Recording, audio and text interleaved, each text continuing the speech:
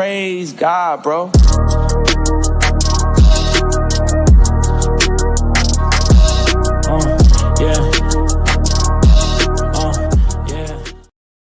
Yo, what is good, y'all? Welcome back to another episode of the Core 5 podcast. You already know what it is. It's your boy Ahmad. We got today our hosts here, Josh and Sean, on the episode today. We down 2 members, but it's all right. We're gonna rock out. We're gonna rock out regardless. What's going on? It out. Doing good, man. Doing good. You know. Love to hear that. I'm doing fine. I'm doing good. I get to record an episode, y'all. Yeah, honestly, bro. I'm actually kind of glad that these niggas ain't here today. You know what I'm saying? We got I'm kind of glad these niggas. It's a lot of tension going in the chat. Yeah, this chat been going crazy, man. We got a lot of animosity. I mean, like, damn, I want you type of content so I could edit better. Yeah, a lot of clickbait. You know what I'm saying? But it's all right. It's all right. A lot of rage baiting. A lot of rage baiting. And but it's all good though. It's all good. I had to mute the chat, bro. Did you really? I'm sorry. I was going crazy on niggas. Like I was just tight. I had to mute. No, not because of that. Because of the rage baiting, bro. Oh yeah, okay. I had to mute the chat, bro. Tink and Will, bro. X. They were just. I'm not gonna lie. I told you. I said, yo. Yeah. I said, mine, bro. Ahmad kept on going back and forth. I said, bro, you gotta leave these niggas alone, bro. Yeah, you surprised me though. Yeah. You surprised me, bro. You did a lot better because like I was confused. I'm like, I'm surprised you wasn't going off. You did good. I'm proud of you, bro. I'm trying to be calm. This is a new Josh. Yeah, I could have went off too. But the worst person to ever have a music argument of all time is easily Tink. No, Sean, I'm not gonna lie, bro. You was getting me tight too, bro. I'm not gonna lie. Sean, you was triggering me. Bro. You was triggering me, bro. Stop that shit, bro. I had to breathe. I had to be like, okay, in and out. Pause. Sean would try to say something about Drake, and then he'd be like, "But Kendrick did. Yeah. We'll get there though, man. We'll get there though. Yeah. Wow. But let's start with the elephant in the room. Since we didn't get a chance to record yesterday. Get our thoughts on the Super Bowl. The Philadelphia Eagles beat the Kansas City Chiefs 40-22 in a blowout. The Eagles defense was on Mahomes' ass all night long. Thoughts on the Super Bowl? Hey, yo. Yeah, that was crazy. No, you put that you up. No, I set you up. I sent you that, bro. You set me up, bro. I did set you up. You set me up. I set you up for sure. That's a pause. But that 40-22, it was really like 40-6. Let's give it a buck. He was stat pattern towards the end, but I'm gonna let y'all take it. Go ahead, Ahmad. Take it away, bro. I'll let you go first. Bro, yeah, I watched this game. I'm not gonna lie to you. I watched it up until the third quarter. You know what I'm saying? I watched 2 minutes of the third quarter, and I was kind of like, I'm done with this. I got better things to do. It was kind of a blowout after that, and the way it was like 40-6, right? 40-6 in the third quarter. It was 34-0, and then they scored 34-6. Yeah, they scored. Yeah. When I saw that, I was like, there wasn't really any way that Pat Mahomes or that team could have came back. I know some people were thinking about what Tom Brady did against the Falcons that year, but it wasn't the same. What we saw this game was a complete breakdown of the offensive line for the Kansas City Chiefs. Oh my goodness. Complete breakdown. But honestly, I think we got to give more credit just to the Philadelphia defense. The Philadelphia defense was the real MVP of this game. They could not be stopped. Like they done sacked this nigga Patrick Mahomes like 6 times. Yeah, I think it was crazy. 6. The third quarter was crazy, but this nigga was getting sacked back to back to back. They couldn't get past the third down. So I think it was just a defense that that was just unstoppable that game. And if you look at the game too, the right team won. I said in the last episode I did choose the Chiefs to win because a little bit of bias, but I did say Philadelphia Eagles are the team that should have won. They had the better team, bro. They had the better offensive team. They had the better defensive squad. Like they should have won. So I think the right team won this game. I think Patrick Mahomes, he's a great quarterback, and people are mad at him or, he didn't have a great performance. But what you're failing to understand is that Patrick Mahomes has consistently delivered back-to-back years with teams that should not have won the Super Bowl. this time it caught up to them just because the Philadelphia Eagles has such a great team that even Patrick Mahomes couldn't stop it, So he did have some bad plays, but I think it's just to the point where, he's just a quarterback. At the end of the day, it's an ultimate team sport, and the Kansas City Chiefs got to do a better job at protecting their quarterback, beefing up their tackle, and I want to see what they do in the offseason. That's a good take. Now I got a question for you, Ahmad. I felt like you said, his offensive linemen, they failed him. Yeah. To the point where he was scared, bro. Do you think that, like you said, do you really think it was the linemen, or do you think it was the defense? Well, bro, I mean, if you look at the game, realistically, the whole defense on the Eagles did they fucking thing, bro. The whole defense was balling, bro.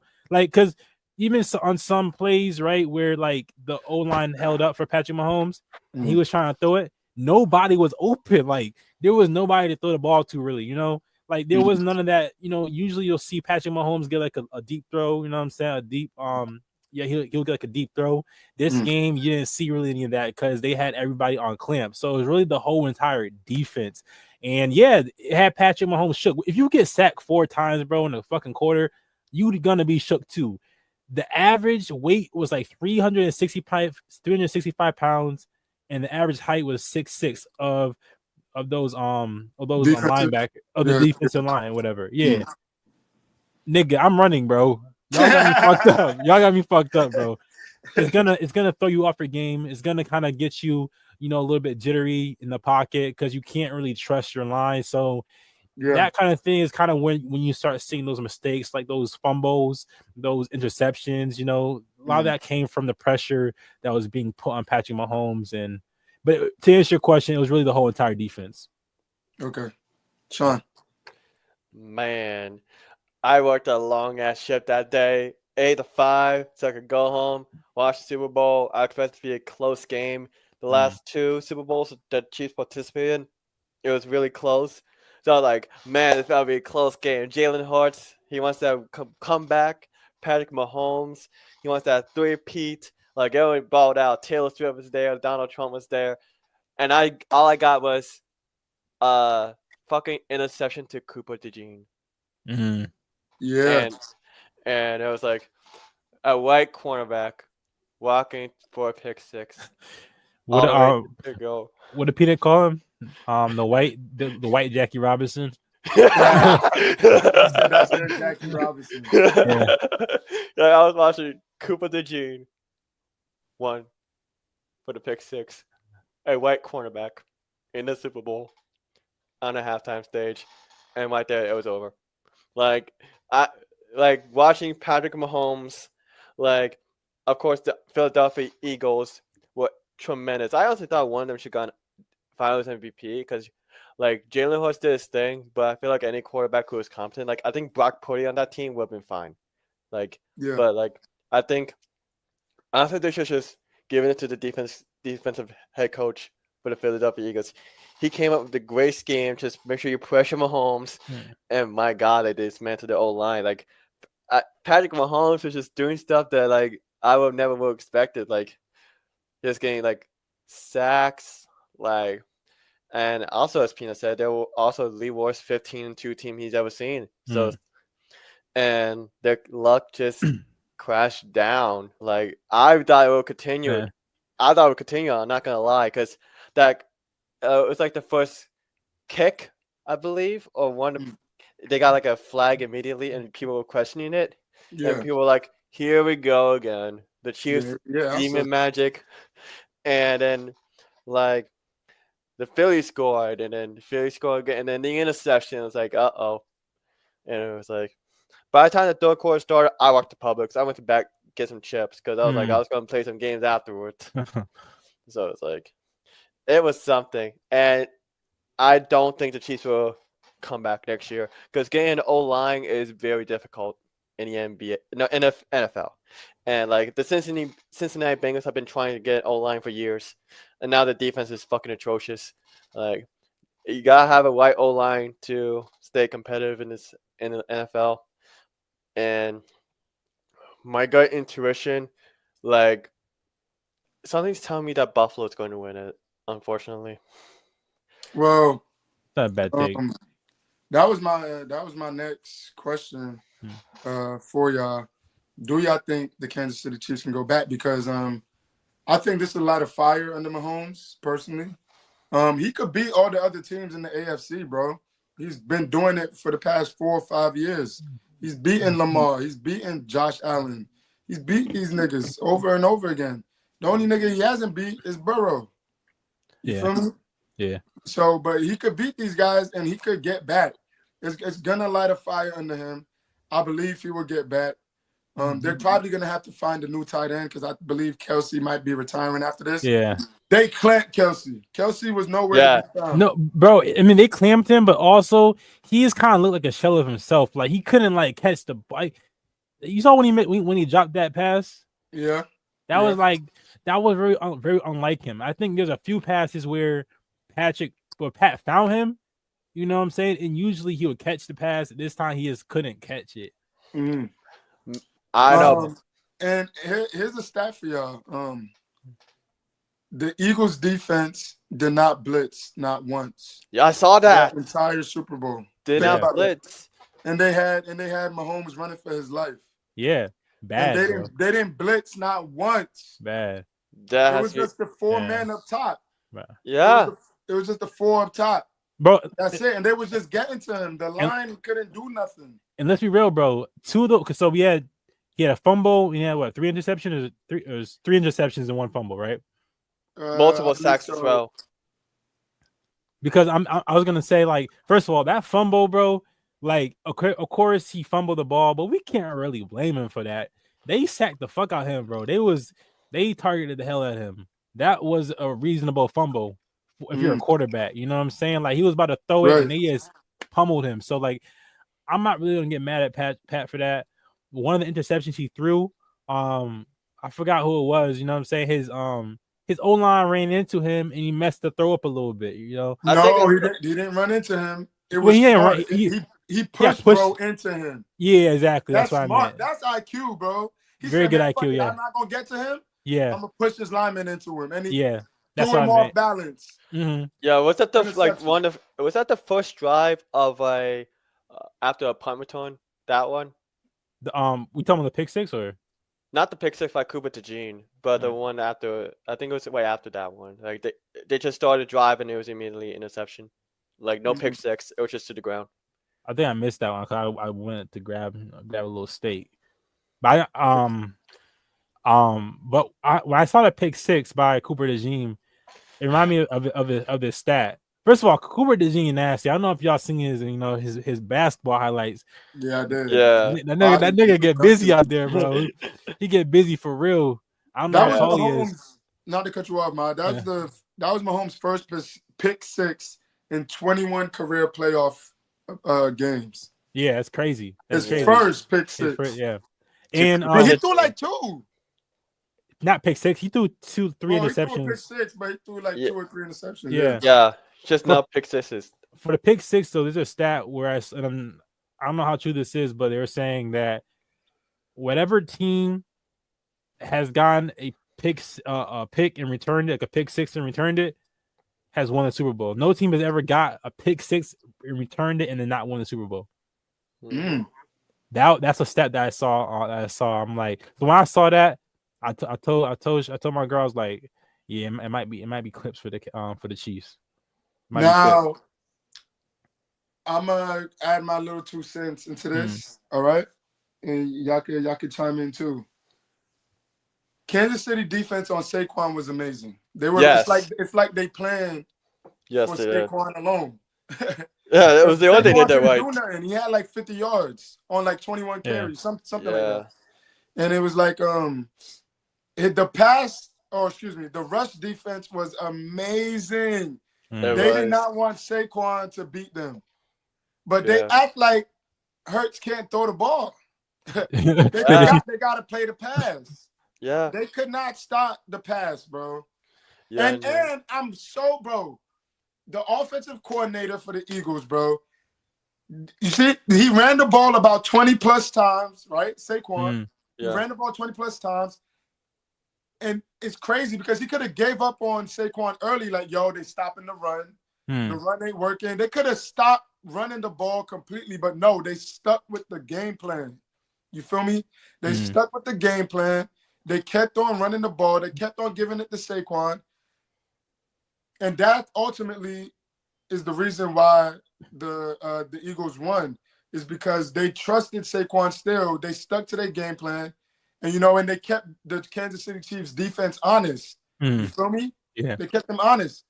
How many times did Pacheco run the ball last night? Yeah. Twice. 2 or 3 times Pacheco ran the ball. Yeah. Everything else, every play, they threw the ball. Yeah. That's why they didn't blitz it. They didn't have the blitz. The run game. They had the blitz. You're right, Josh. They didn't keep them honest by running the ball. That's the point of running, And then the day, like, I think when you're running back like Saquon, like, in my opinion, Saquon still gets credit for that, like, for that game. You know what I'm saying? Because definitely. Yeah, because when it's like I equate it to basketball. When Curry's on the court, you know what I'm saying? He's automatically a threat. You know what I'm saying? Exactly. He's a threat. He's gonna bring 3 niggas to fucking stop him. You know what I mean? To keep the defense honest, which opens up everything else in the game. And I look at it the same way with this Philly offense. He kept them honest. And to your point, they kept running with their game plan. And they got to start putting some respect on Jalen Hurts' name. Whether you're going to call him a game manager or whatever you want to call him, or whatever kind of quarterback. And honestly, Philly got to put some respect on their own quarterback, because Philly was not fucking with their quarterback, bro. They was not fucking with Jalen Hurts. So they got to put some respect on his name, because, they was playing him like he can't throw the ball. Like, he can't run. He can run, too. Yeah, he can run. And Philly fans wanted Coach Nick Sirianni to get up out of there. They wanted him fired at one point. Yeah, I remember that. Hey, I got another fact for y'all. Jalen Hurts outplayed Mahomes twice. That the first time they met, Jalen Hurts outplayed him in the Super Bowl. Look that up. Matter of fact, I'm about to tell y'all. I'm about to tell y'all right now. Like, I'll be feeling good with Jalen Hurts as my quarterback, because he's capable of showing up. I mean, honestly, bro, here's the thing. Being a great quarterback sometimes isn't about doing like the thing. I mean, obviously, as a part of it, doing the things like Lamar Jackson does, Josh Allen does. But it's also about knowing when you have a great team, it's about knowing how to just fit into the system, and let your team work for you. Like, sometimes you have to be a game manager. There's nothing wrong with being a game manager sometimes. Yeah. Sometimes you need someone to manage the game because your team is that fucking good. Like, Philly had a great fucking team. They don't need him to do any extra shit, because sometimes when you do extra shit, that's how you lose the game, actually. Right. So, and if you look at it too, it kind of reminded me of the Bucks of the when they lost to the Buccaneers of Tom Brady. You know what I'm saying? It was kind of give that same nostalgic feeling back then. And also I knew that this is gonna be a tough game, because whenever a team has like a almost undefeated season, or as great of a season as the Kansas City Chiefs did this season, for some reason, I don't know what it is. It's like the laws of the universe, but when it comes to like the final game or the championship game to win it all, they can never get it done. What can go wrong will go wrong. We saw it with the Patriots in 2007. We saw it with Golden State Warriors in that crazy season they had. Eli, you know what I'm saying? So it's like, it's something about teams who have great regular seasons where they can't get it done in postseason. All right, guys, I put it up for y'all. Like I said, Jalen Hurts outplayed Mahomes in both of those Super Bowls. In Super Bowl 57, that was in 23, right? When they played Jalen Hurts and they won. Mahomes was 21 for 27, 182 yards, 3 touchdowns. Jalen Hurts, 27 for 38, 304 yards, but he only had 1 touchdown, right? And then Sunday, Mahomes, 21 for 32, 257 yards, 3 touchdowns, 2 interceptions. But that was fake. He was stat padding towards the end when he threw that bomb to Worthy. He was stat padding towards the end to not look bad. He didn't want to shut out. Yeah. You feel me? So Yeah, that 257 is fabricated. You're right, but Josh, but like, Yo. but football, it is the ultimate team sport. You know, at the end of the day, it's not really like the quarterbacks are going against each other. So No, but I'm talking about as far as like, no, it is though, because the QBs are playing against each other as far as, you know, who gonna help their team score. You can't score without a QB. I know, but like, for instance, right? Like, you're saying, like, okay, Pat Mahomes only threw for this amount of yards. He can't throw the ball to people that aren't open. You know what I'm saying? Like, it don't work that way. Like, if nobody's open, or if he's getting or he's not having enough time because he's getting sacked, then it's not really reflective to him as a quarterback. It's more so a team. It's a team sport at the end of the day. So football is the ultimate team sport. Yeah. But when he didn't get sacked, what'd he do? Nobody was open, bro. I mean, I'm not gonna say he had no bad plays. Like, everything, I think he did have some bad plays. He threw 2 interceptions, bro. That's on him. No, bro. It's because it's because one of them was on him, bro. It's the one that pushed him into, he literally threw that shit to Dejin, bro. He threw that shit his way, bro. I gotta look at that play again, but like, I think one of them was him. One of them, he got a little too but it's because of the pressure that the defense was putting on him, and he got sacked. He got sacked a couple of times. His O-line wasn't holding up, so now he's kind of not just paying attention to the field. He got to pay attention to not getting sacked, and he's trying to pay attention to going this way. And if you look at the defensive line, had pushed him to the right, or they rolled him to the right, so you couldn't even see the defender coming, the Dejin coming that way. So I just think it's kind of a one-dimensional take sometimes if you're just gonna blame the quarterback for not having the best game, because it really is it's a lot more that goes into it.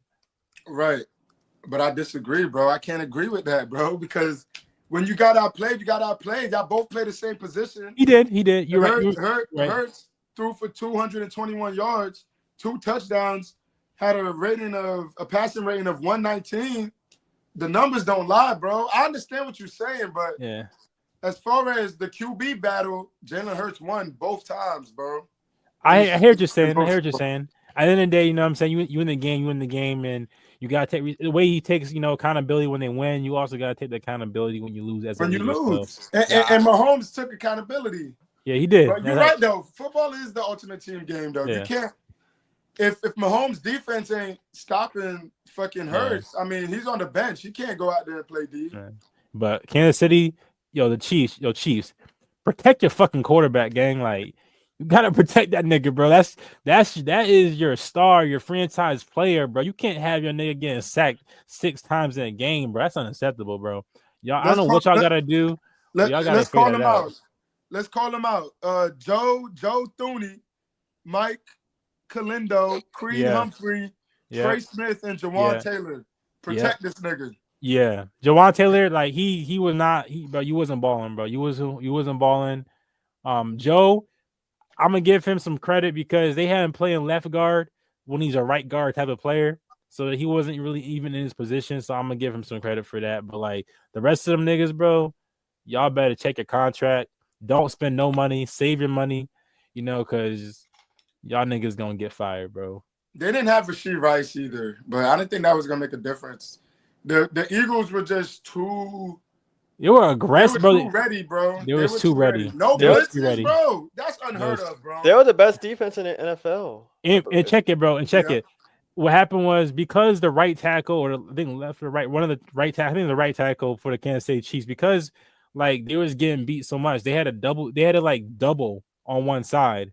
You know what I'm saying? And then that's why it left the other side vulnerable. It left a lot of one-on-ones, and the Kansas City Chiefs aren't in a position to really 1v1 with the Philadelphia Eagles defensive line.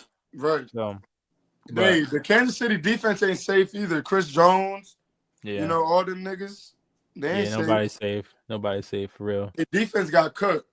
The Kansas City Chiefs got to make some big moves. I think this is kind of a bandit. This is kind of a Frankenstein team to me, in terms of just like picking up pieces, putting pieces together. Like they just kind of finding niggas, to put on the team. And Patrick Mahomes still had made it work this whole season, but eventually, when those mistakes compound, they pile up and they expose themselves in the Super Bowl. So that's why they're going back. Hey, shout out to the Eagles though, bro.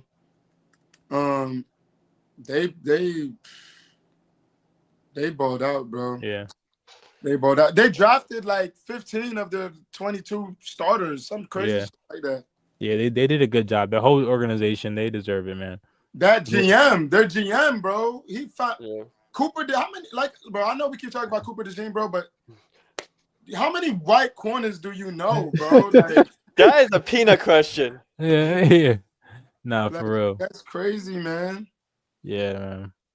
That is crazy. Shout out to the Eagles, man. Shout out Jalen Hurts. Saquon, as a Giants fan, I'm happy to see you happy, bro. Listen, do you think Jalen Hurts deserves the MVP? I know we gotta get to the next topic, but you think Jalen Hurts deserves the MVP, guys? Yeah. I mean, we could get into the whole defense. Yeah, like the thing was entire defense. So it's like there was no. But it's a quarterback award, though.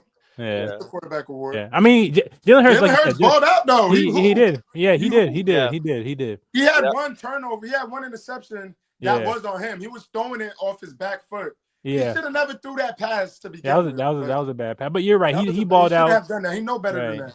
I would have liked Saquon to get it, but they couldn't give it to him. He got shot. He got shot. Yeah, unfortunately not. But it don't matter. He got his wing. Yeah, I mean the Eagles, bro. He needed it, especially after sitting out when he had the chance to break the record this season. I'm super happy for this dude. You know what I'm saying? Because imagine not winning, bro. After sitting out and you don't win, that'd been crazy. Right, that'd been crazy. And Saquon is such a humble guy. Him and Hurts too. They're humble. Yeah. Hurts and Saquon are very, very humble. And my nigga Jalen Hurts got himself a black queen, bro. Dr. Umar would be proud, man. I need a black queen for real. And so fine, bro. Come on. Someone give me a black queen, please. Hit me up. Shout out AJ Brown. Shout out Devontae Smith. Can I bring up something real quick about the Chiefs? Go ahead. They also had a press conference by DeAndre Hopkins. He said that the Chiefs were getting touchy calls. Oh my goodness! Nah. Listen. He's hurt right now. He got like that. Was wide open. Hopkins was. I'm glad you brought that shit up because it got back in my head. Hopkins was wide the fuck open. Fumbled the pass. Dropped the pass. And all you see is Chris Jones on the side falling to his knees. That was funny as hell. 6'5", 350-pound nigga falling to his knees before, bro. Nah, that was funny. My man off the bench was just dude. He fell to his knees, bro. Yeah, when you saw that, bro, you knew it was clips for them, bro. My man. Yeah, that's the kind of shit you say when you hurt. You know what I'm saying? You hurt. It's still raw. Pause. Like you still hurting from like the ass whooping you just took. You know what I'm saying? Ass still raw and sore. And for the Chiefs that got all the calls in the world this season, he said that. Yeah. And not only that, the officiating was perfect. He was it was that Super Bowl officiating was perfect. I think it was fair. They couldn't do nothing because the Chiefs fall so far back that they couldn't do anything yet. He was clickbaiting, bro. He was clickbaiting. He was clip farming. You know what I'm saying? He was definitely clip farming on that when he said that in the interview. He's trying to make sure he stay relevant for next year and what he got to do. Yeah, that was honestly crazy because whatchamacallit, one of my friends, she texted me and she was like, over or under weird calls given to the Chiefs. And the fact that DeAndre Hopkins said that our team got the touchy calls, and I'm like, people complain about the Chiefs getting favorite calls on two schedules. Yo, Sean, I'm glad you brought that up because one last thing, but I'm sorry, but we gotta flame this nigga, bro. Who was a motherfucker who on like a fourth down situation or third down situation, after Jalen Hurts threw the ball, he still hit him and he got a flag for unnecessary roughness, and he got a free first down when they were like third and 26. Who was that nigga, bro? I don't know who that nigga was. I know who you're talking about. What quarter was that? It was like it must have been like the first quarter or like the second quarter because they were third and 26 or fourth and 26. Yeah, and they had stopped the drive, bro. They were about to get the ball back, but bro, after Jalen Hurts threw the ball, 3 seconds after he threw the ball, he went and decided to hit him still, and they got an unnecessary roughness call, and they gave him a free first down. I remember that now. I remember that now. It was like after Jalen Hurts threw the ball. Way after. And like someone on the Chiefs was like, yeah. Like after. Like way after. Way after. And I hate when players look confused. They be like, like, bro, you know what you did, bro. You know what you did. Like, come on, gang. I got one more thing to say too, bro, before we move on. The Eagles had damn near 37 minutes of possession of ball. Yeah, that's crazy. The Chiefs had 23 minutes. Yeah. They only had 12 first downs to Philly's 21 first downs. It was bad, bro. It was a bad game. It was not, honestly, it was a bad Super Bowl. Like that, bro. I feel bad for the people who spent all that money on Super Bowl tickets, bro, because for me, like Sean and I, we was done after the first half, bro. Mike, shout out Mike, bro. He told me that 39% of Super Bowl tickets go out to the public. The rest are like celebrities, people that are on both sides of the team. Only 39% are to the fans. Really? Yeah. That's crazy. That's insane. I mean, honestly, if you think about it, bro, bro, a lot of niggas can't really afford that anyway. There's like, we just going 40%. That's all y'all get. Let's move on to the next topic, though, bro. Yeah, let's move on, bro. We could have kept on talking about. We could have done a whole episode. I know. Yeah. There's a lot to talk about with that. Yeah. But yeah, man. So I decided to switch it up with this one. I love this topic. The 1v1 Unrivaled tournament, right? So that is the Unrivaled brand is underneath the WNBA. Love it. And they run 3v3s. Kind of like on 2K when you run 3v3 full court. Yeah. Kind of like that. And they have a 1v1 tournament for $350,000. Wait, they're running 3v3 full court? Yeah, full court. Yeah. You ain't see the highlights? No, highlights go crazy. No, for 3v3, I saw them, but I didn't know that they were playing full court though. Yeah, they were playing full court. Yeah, they were playing full court. But it's a shorter court. Okay. I was gonna say that's shorter court. That's crazy. Okay, yeah, I got you. Yeah, it's a shorter court, but yeah, they're doing a 1v1 tournament. 30 players competing for a $350,000 prize pool, and I thought it was cool. I've been seeing the clips. I watched one of the games. I think it was Skylar Diggins playing somebody else, and I was like, damn, the NBA needs to adopt this, like in the All-Star game. And the question is to y'all, who would you like in the NBA to be matched up together in in this 1v1 format, for like the NBA All-Star game? Sean. So I'm going to answer the first question first. They should absolutely have a 1v1 Unrivaled tournament because the fans, they want to see isolation, one-on-one basketball. Right. Like the WNBA right now during the off season, and they're trying to find ways to generate more attention. This is the peak of the WNBA. Like Caitlin Clark, Angel Reese, you got more talented rookies coming up. Like, what do you gotta do to make sure that the attention stays? And in order to make sure that they drive more attention, and they've been all playing the 3-3, and it's been fantastic hoops. Like what I saw on Bleacher Report today, I think it was a 1v1, and Aaliyah Boston from the Indiana Fever beat out, I believe, Breanna Stewart. Yes. 12-0. 12-0. Yep. Yeah, this is what the stuff people want to see. Like, why not implement a one-on-one? Because that's what the fans pay to see. Intense one-on-one basketball. Like, also, I think they should also just do an revival also in the off season. Like, mostly for the bench players. So because I do believe the NBA should expand. Why not look at the talent that's available? Like, who need bucket getter off the bench? Why not? So a lot of these players, or just do it for the love of the game. Anthony Edwards, he'll happily do it for the love of the game. Kevin Durant, these are players that just want to hoop for the love of the game, and why not? It's going to generate some attention. It's going to drive up more revenue for NBA, WNBA. Right, yeah. So I think Ultimate is a fantastic thing. Like, and I think it should do it. Maybe like how the Big Three does it once a week, but because you know how the Olympics be happening and players get gassed, like mostly beginning of the season. Like you have to let the players rest. But like, they do these things like once a week, like on a random weekend. Imagine the revenue. Like, for the love of the game, just only pick players who care about the love of basketball. And but I not to cut you off, Sean, but I don't think like it's got to be the big name players, bro. Like it's got to be your Kyries, it's got to be your he'll do it. Trae Youngs, your Stephs, your Brons, your KDs, your Hardens.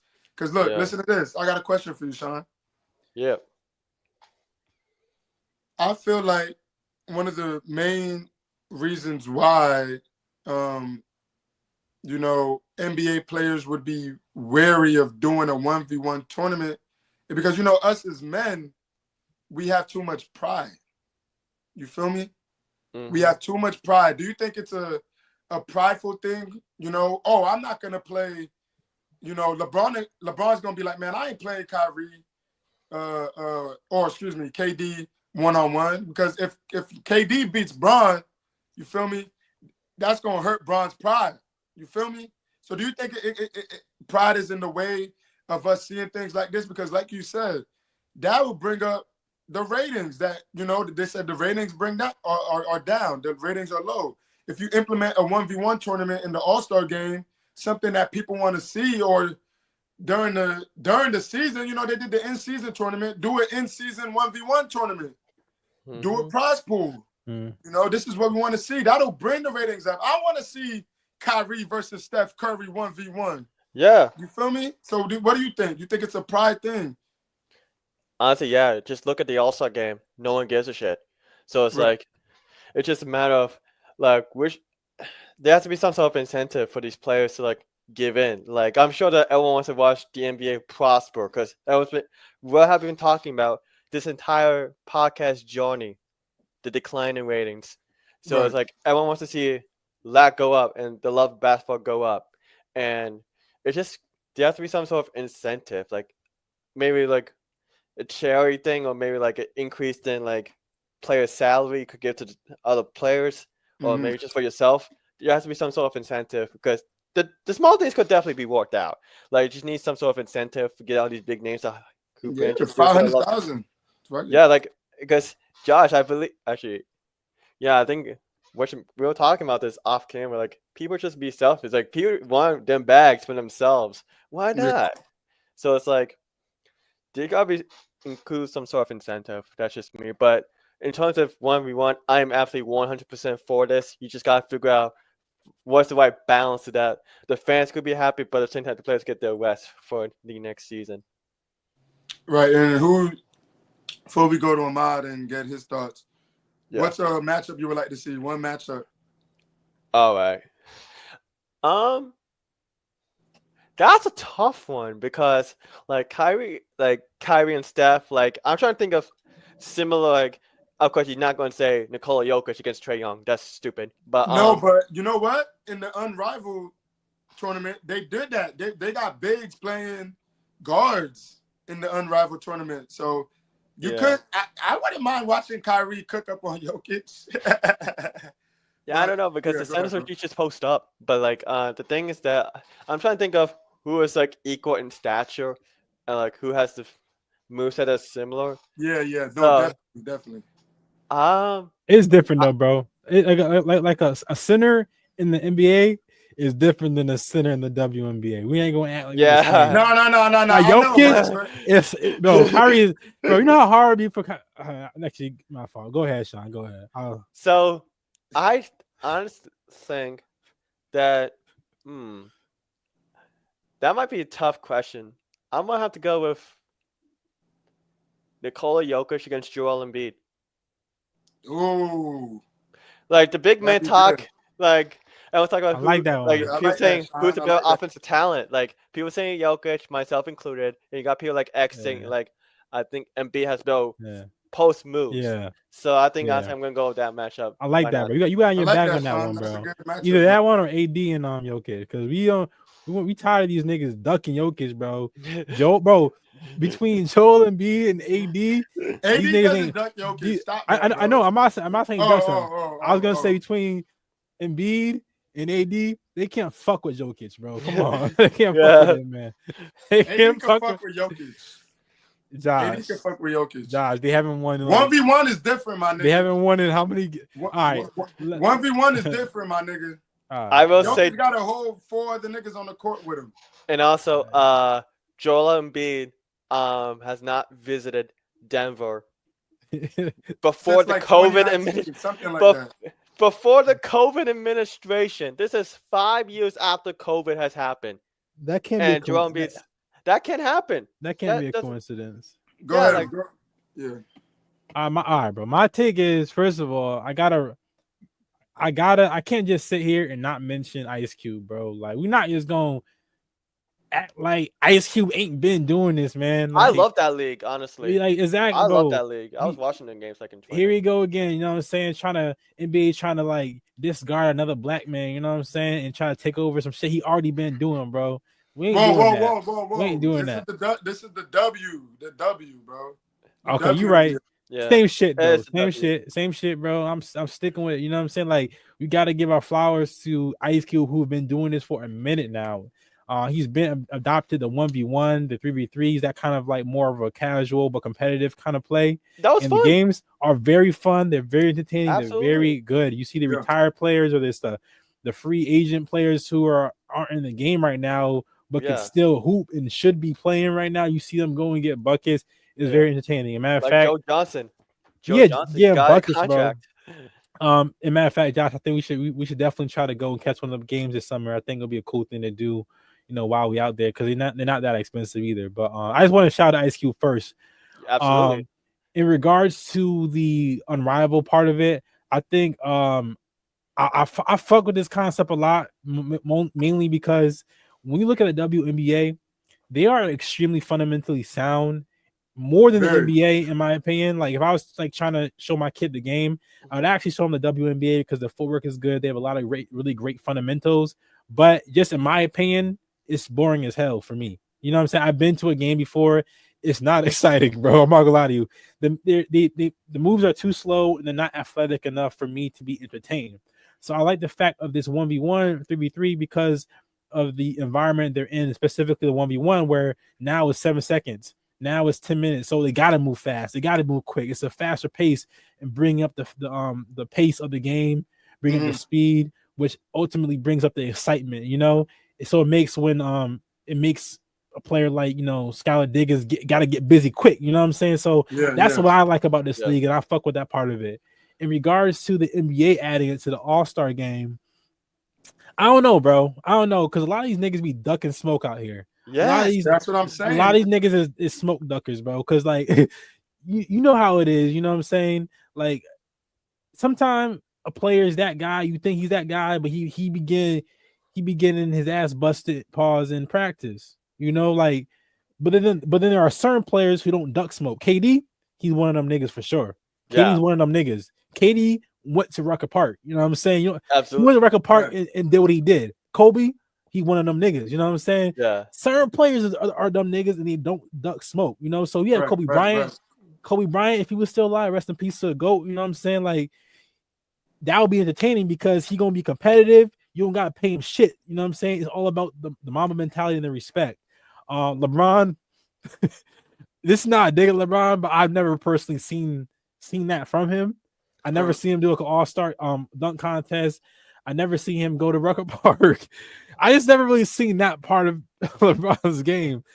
Just be honest. And I'm not even trying to dig at him. I'm not trying to dig at him, but it kind of represents the attitude a lot of these players take. So I think you gotta get the right players, you know what I'm saying, who really are competitive and really. I don't think you can really pay a player unless it's like an absorbent amount of money. But I don't think it would make sense. But I don't really think you can play or pay or anything that makes sense to make them competitive. Either they want it or they don't. So if I had to pick two players, I would add like a KD and LeBron. Or KD and LeBron. I want to see that. You know, I think that'd be competitive. They'll be competitive. And that's actually cap. LeBron has been to the record, bro. Yes? He has been to the record, bro. All right. Let me validate that. Validate it, please. Please validate. That's how to make sure, because I was like, wait a minute. Bro, I know this. Yeah, LeBron James has played basketball at Hornby Rucker Park in New York City. There's a video. The first thing I see, rookie LeBron James and prime Shaq on the same team. Rucker. Wait, whoa. Wait, bro. Wait a minute, bro. I don't see no actual footage though. Let me see. This footage out there.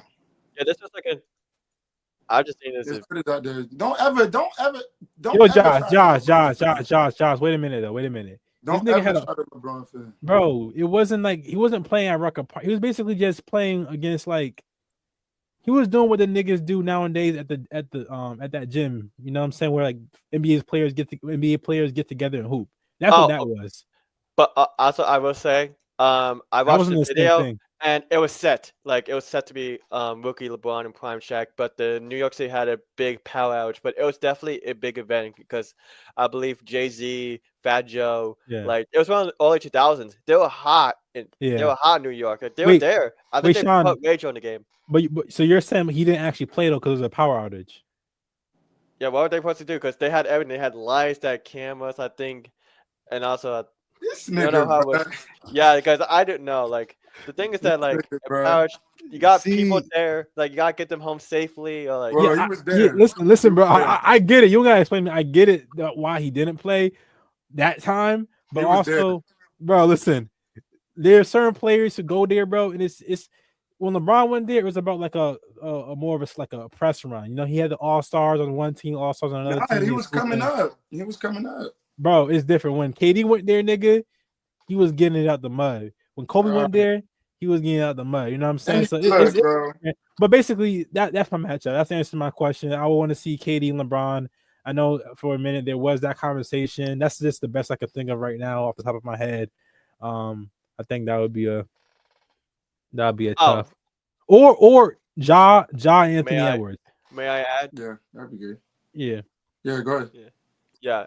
May I add to Ahmad? So like in 2003, Jay-Z and Fat Joe, they put Raiders. They wanted to some of the best. They had a group of 4 basketball players each. Both of them just duke it out.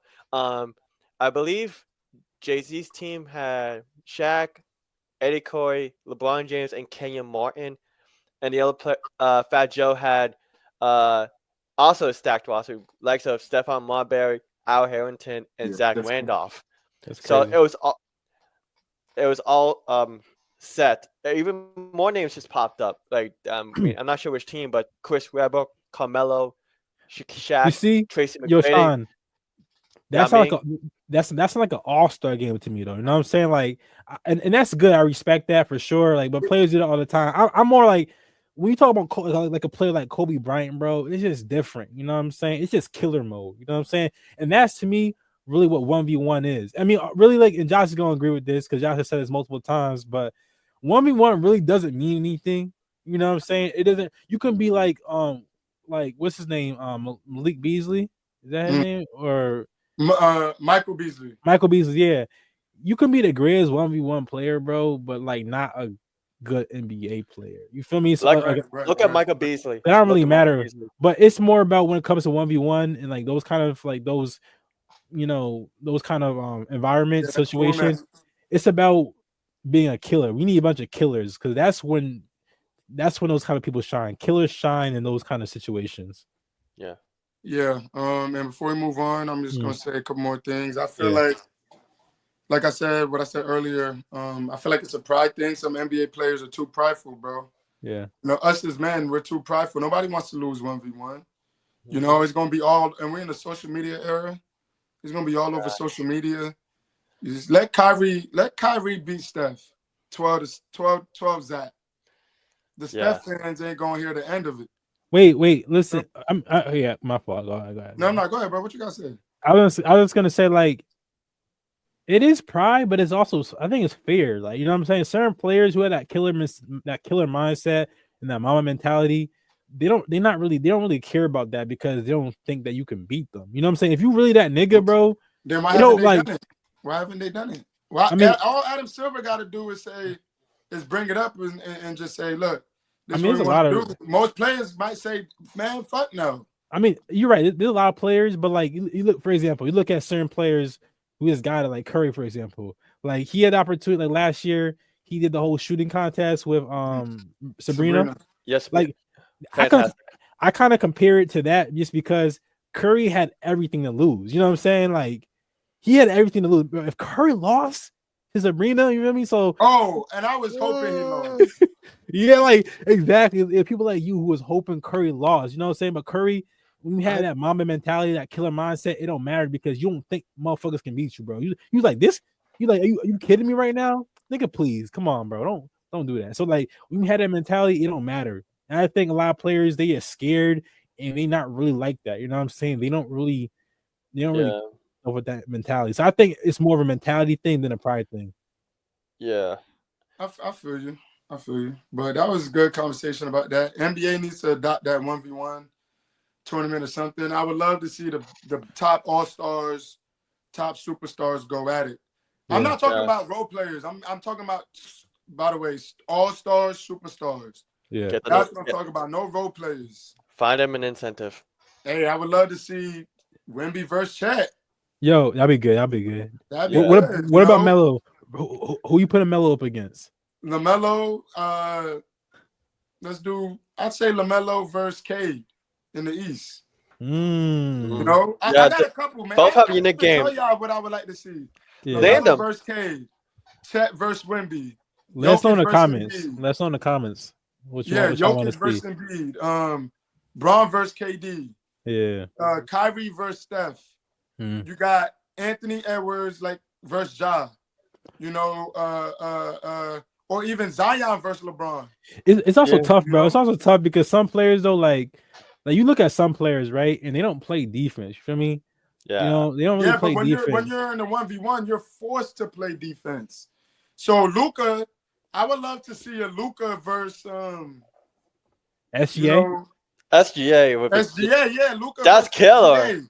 Both of them. I want to see Tatum versus Brown. People like to talk.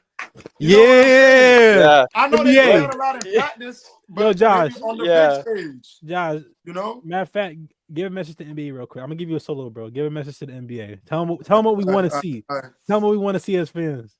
All right, listen, bro. Adam Silver, if you're listening to this right now, 1v1 tournament, LeBron versus KD, Steph versus Kyrie, Chet versus Wemby, all right? Jokic versus Embiid. This is what the people want to see. Luka if you want the ratings to go up, this is how you do it. I'll spend $200 to go over there and watch these niggas go against each other. All right? I want to see these players. Adam, make it happen. Yes, sir. That's what I'm talking about, bro. That's what I'm talking about. All right.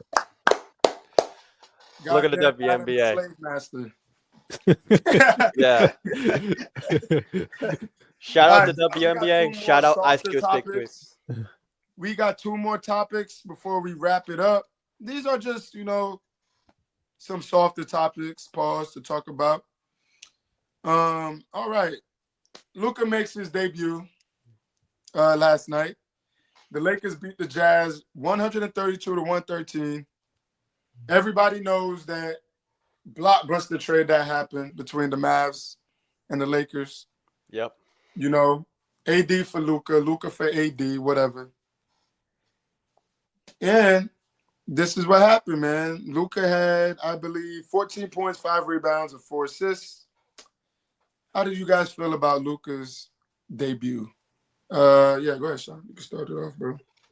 To be honest, I didn't care if he shot dog shit. The thing was that the first couple of games, he was going to find a way to get accumulated team. Because let's be real, no one in their right fucking mind expected Luka Doncic to be traded. That was probably the stupidest trade I think we'll ever see in my life, unless somehow someone trades Victor Wembanyama in his prime for let's name a random role player, Naz Reid. Sorry, Naz Reid. But it's just like Luka got 14. I think it was inefficient. I didn't care. I wanted to get used to his teammates.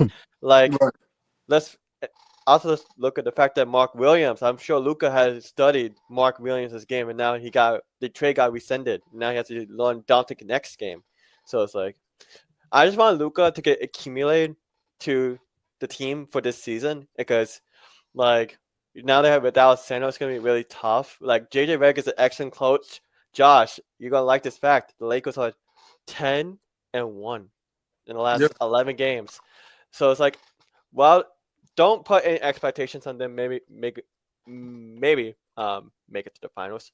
But in terms of like just get a gel of the game, that's all I want to see out of Luka Doncic. Because this season is like looking rough, like in terms of the pieces for the championship. Because you need a big man to win.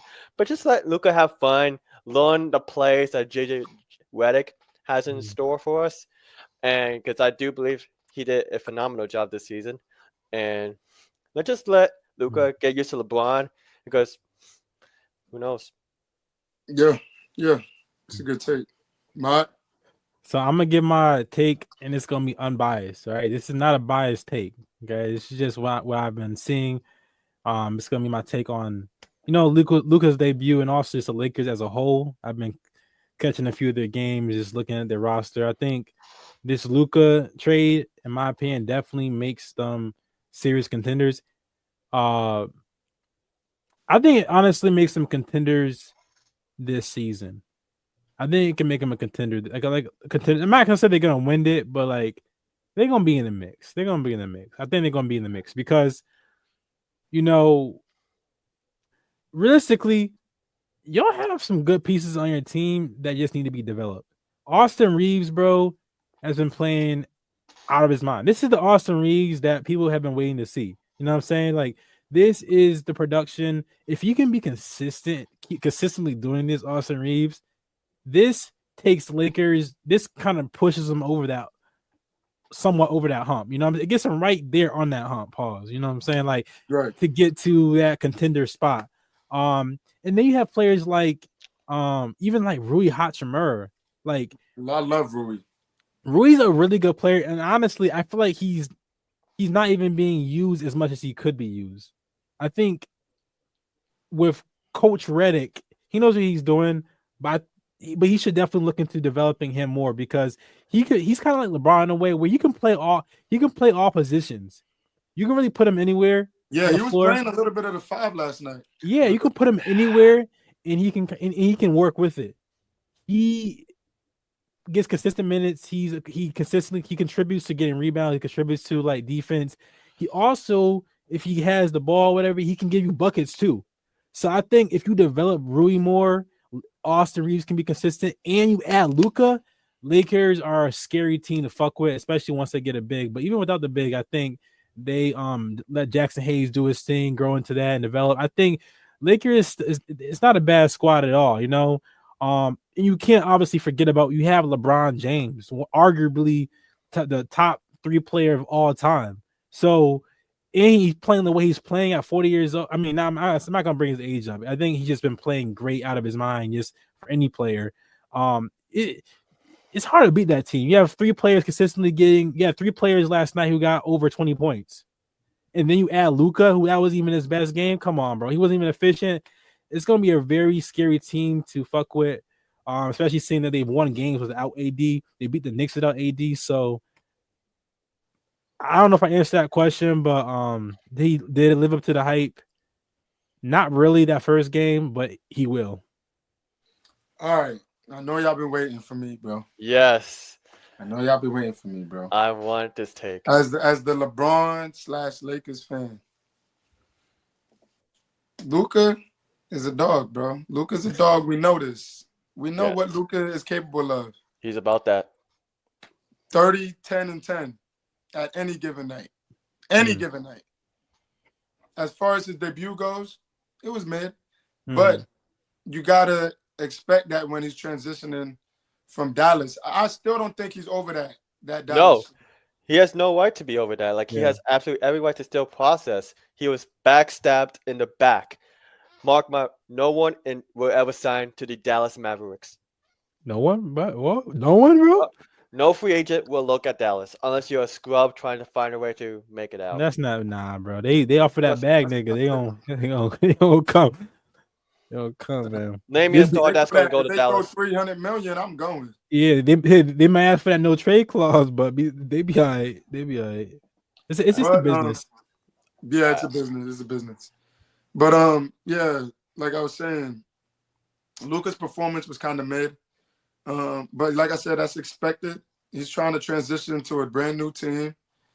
And not only that, he was plus 15 on the court. I'm looking right now. He had 14 points, 4 assists, 5 rebounds, shot 1 for 7 from 3. He was rusty. Yeah. He hasn't played since Christmas Day. Yeah, and it's a new team, like you said. It's a new team. Yeah, he's got to adjust to everybody. Yeah. But let me tell you what I did see though. Luka and LeBron, JJ staggering their minutes. So Luka and LeBron will play the first 7 minutes. Then he'll sit Bron and let Luka play. And then he'll sit Luka, then let LeBron play. And then he'll put them back in together. And that's the best way to do it. You don't want those two players on the court at the same time all the time because they're both such ball dominant players. But I've seen a couple pin down screens. I've seen a couple JJ likes to run horns. If you don't know what that is, that's like when listen to this podcast. Yeah. Listen to the LeBron and JJ podcast. Yeah, bro. Great pod, by the way. It's just a bunch. I've seen a couple pin downs, bro. Yeah. They like to run all these plays, you know. I seen Bron screening for Luka. Yeah. Bro, there was a play where Jackson Hayes gave the ball to Luka. He screened for him, right? And then not even that. It was quick. It was like Austin Reeves set it up. He passed to Luka. Luka then passed to Bron for an oop to Jackson Hayes. It was like quick. Or it might have been Luka ooping it to Hayes. Quick. What people fail to realize, people talk about, we need a big. Yeah, we're gonna talk about DeMar Williams on the next topic.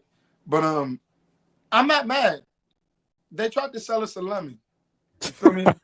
That's what they tried to do. Hornets tried to sell us a lemon.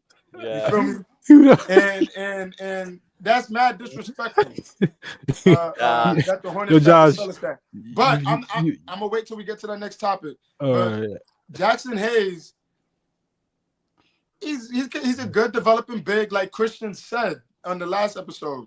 Yeah, he did say that. And when you got Luka and Bron on the court, and all you got to do is rebound, block shots, and catch oops from Luka and Bron. Yeah. Come on now, your job's easy. AD had to block shots, play defense, play make, create his own shot. AD had to do a lot. When you got Luka and Bron, that makes your life easier for the whole team. Go ahead, Sean. What do you think about the signing that was announced today? Alex Len to the Lakers. It's the same thing. He's just gonna be. They don't really do nothing for us. I don't really know nothing about him. I'm not familiar with him. Alex I don't know who that is. 7th pick in the draft at one point. He was for the Suns. He got bounced around a couple teams. He was. Is he good? Is he? He'll be good. He'll be good with center. Luka and LeBron. He'll be good. He'll be great. He's not like an athletic. He's more like a stretch 5 with some little. Nah, he can't shoot. Shit, I was wrong. Jackson Hayes, bro. He's a rim protector. Nigga, this is your moment, bro. If you really about your money, get crazy out there, nigga. Yeah. This is your bro. This period of where they trying to find a big nigga, showing you is the big. Showing you that nigga. He's been playing like that. They were going for a lob attempt, right? The Jazz was going for a lob attempt, and he blocked that shit. I mean, he was everywhere he needed to be. Doncic, let me tell y'all the gravity of Luka and how much of a threat he is.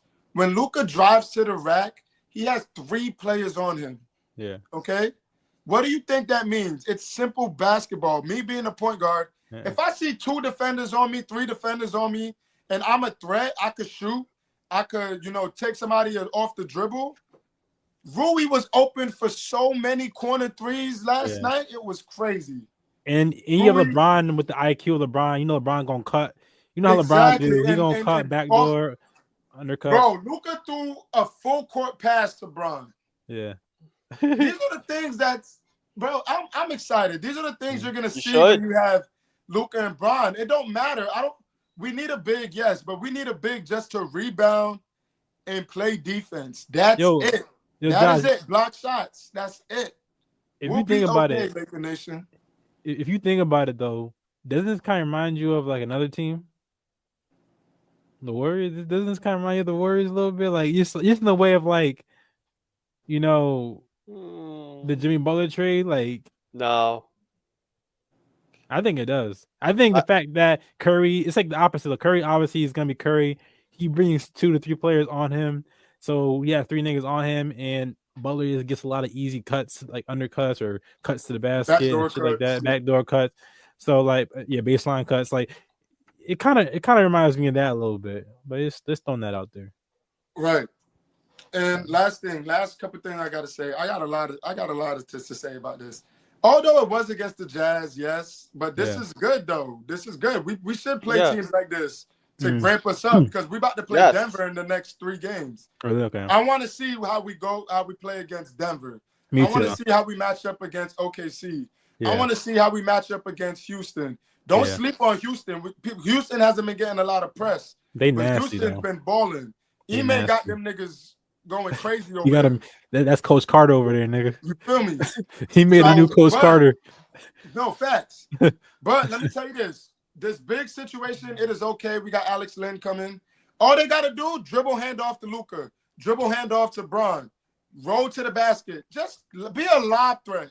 That's it. Be a live threat on offense. Clean the glass. Get big. Play defense. Play defense. Exactly. Yeah, play defense. Like you said, roll. You know what I'm saying? Like you right, John. I'm not gonna lie. That's a great take. You know, that's you're absolutely correct. And I don't really even have anything to add to it. I just want to say you're right, nigga. Like you don't really, you don't gotta do that much, bro. Like they don't gotta. You got LeBron, Luka. And you got Austin Reeves, you know what I'm saying? You got Austin Reeves. You got Rui. Yeah. It's like you got a lot of pieces. Connect, our best shooter. And remember, I said, man, I hate we gave him Connect. Yeah, I said that. Yeah, he was our best shooter. I know he was in a slump, but he was in a slump because teams were doubling Connect. When he was going off on that stretch, they started game planning for Connect. But they ain't going to game plan for Connect when you got Luka and Bron on the court at the same time. Connect gonna be wide open all the fucking time, bro. Come on, bro. This just goes to show that they might have fleeced the Mavericks, bro. They might have fleeced the Dallas Mavericks. I think they fleeced the Dallas Mavericks as well. Like, look at the first game Anthony Davis had. Amazing game. And look at him. Look, everyone put the K on Mod. He's just being injured. Like, guys, Anthony Davis immediately became injured. Same story that I'm sure Josh has been used to for a couple of seasons, the Anthony Davis being injured. And it was actually like the thing was like as a Lakers watcher, like the Lakers have always found success when they found their generational superstar. LeBron leaving while AD being there, it was a real concern because AD, he just doesn't seem to have that like killer instinct, like as a first option. Like I know he balled out with the Pelicans, but in terms of carrying them to the finals, I just haven't seen it. But and also the fact that he is being injured a lot. But y'all will get to Luka Doncic. Like I'm jealous of how easy y'all got of Luka Doncic. So it's like now y'all set.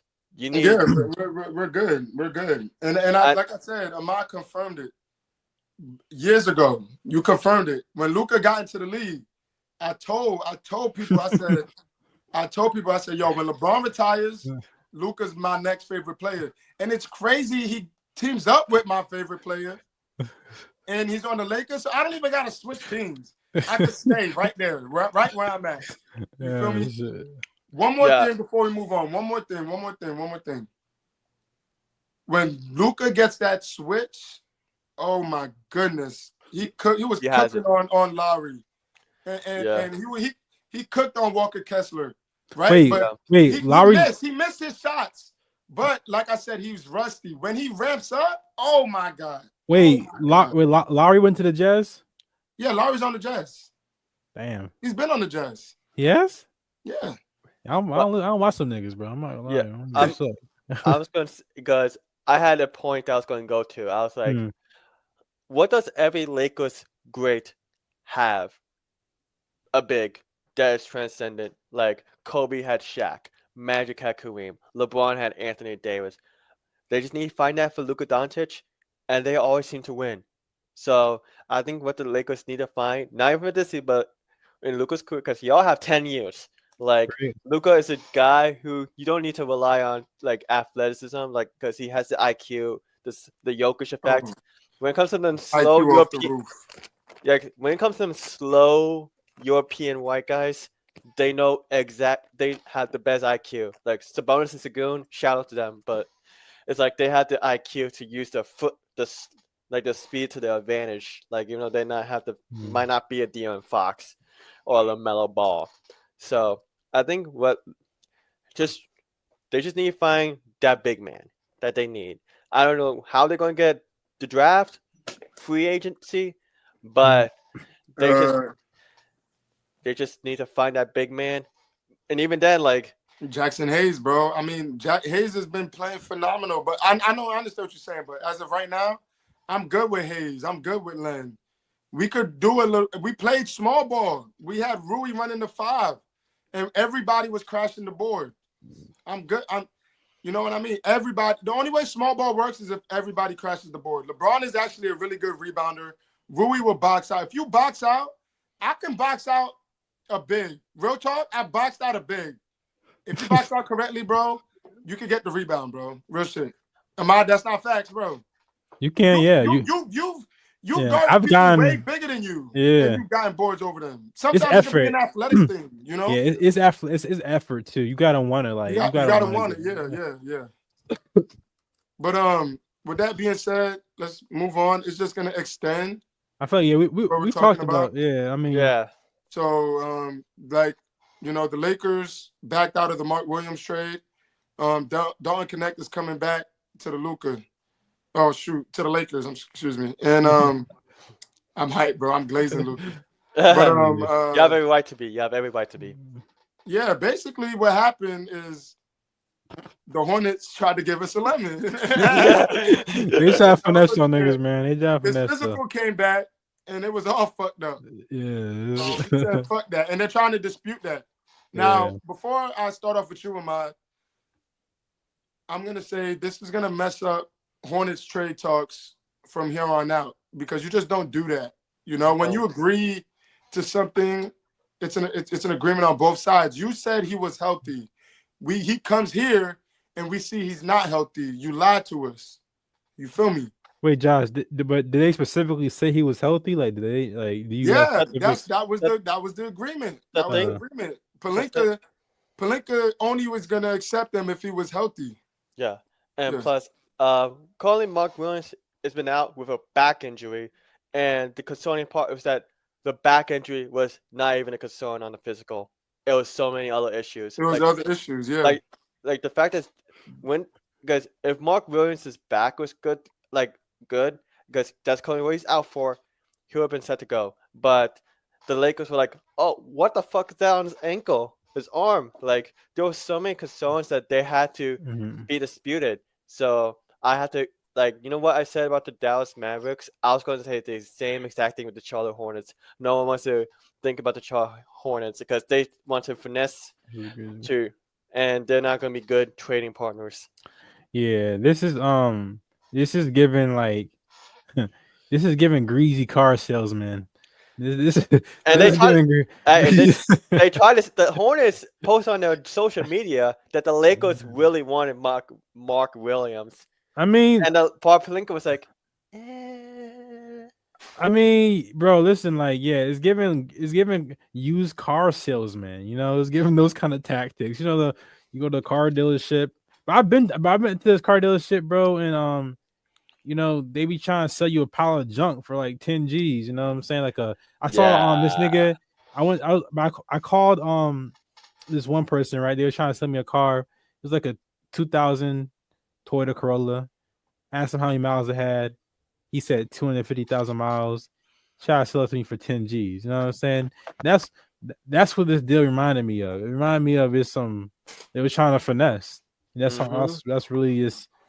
And Lakers, the Lakers aren't trying to like they wanted it big. You know what I'm saying? Yeah. Like if they could get Mark Williams and healthy Mark Williams, they would want to have him. So I don't see them being like, oh, like making shit up. No, it's something really wrong with him because they wanted big. Yes. They wanted him. So like, why would they just make things up to just not get him? I don't know. I think things worked out the best for y'all anyways. Take your time, find actual big that's actually worth investing in right now. And you Hornets, that's just bad business, bro. You don't do that, man. Bad business. And not only that, we went for Mark Williams, right? But we could have tried to do talks with other teams, further talks with other teams. Like we tried to talk to Detroit. You feel me? Get Jalen Duren. We tried talking to Utah, but it was being stingy with Walker Kessler, who I was very adamant about when we were looking for a big. I want Walker Kessler so bad, bro, because because he is perfect. He's perfect, bro. He's a rim runner. He's a great defender. I see him making a couple of all defensive teams in the future. Yeah. You know, Walker Kessler's great, bro. Yeah, bro. The Jazz ain't giving you shit else, bro. They done with y'all. They just like fuck y'all. They're like fuck you, nigga. Yeah. It's Danny Ainge. He hates the Lakers. Yeah, he used to play for the Celtics. We are. He salty. He ain't. Yeah, and I know, like, because Danny Ainge is also Celtics. He hates Miami. So Danny Ainge has that thing where it's like he's gonna look and like, what team is like? Oh, who wants this? This is a great Lakers. No. Next. Meanwhile, they could accept trash from like the fucking Charlotte Hornets. That's how it works, man. That's how it works. Yeah. But not only did we get last thing before we wrap it up. Not only did we get Dalton Connect back, we also got back our picks. We got back our 2030 pick swap and our 2031 unprotected pick. And we might be able to use this in the future. And I know Dalton Connect is kind of sad right now. He's in a limbo. And I know, JJ was like, man, you ain't got to play. And I don't think he's playing the next game either because he's still trying to process things. But listen here, Connect. You're a fucking rookie, all right? You a rookie. You almost got sent to the shadow realm in Charlotte, bro. All right? Be happy you came back to play with Luka and Bron. Cut that shit out. You a rookie. It's a business, all right? Cut it out, bro. I'm not trying. Go out there, spot up, and shoot threes because you're going to get a lot of them now. All right? I'm done. You right, nigga. You right. I like that. Ahmad, your camera's frozen. Damn. There you go. Yeah, I like that, Josh. Talk to him, bro. They need to hire. Where my Kim, bro? All right, guys. It must be me. It's time to wrap it up. But but they need to pay you some money, Josh. They need to get you in there as a consultant or something. Niggas, man. Talk to him, bro. Yo, your camera's gone. Let's wrap it up, bro. Yeah, I don't know what's going on. Let's wrap it up.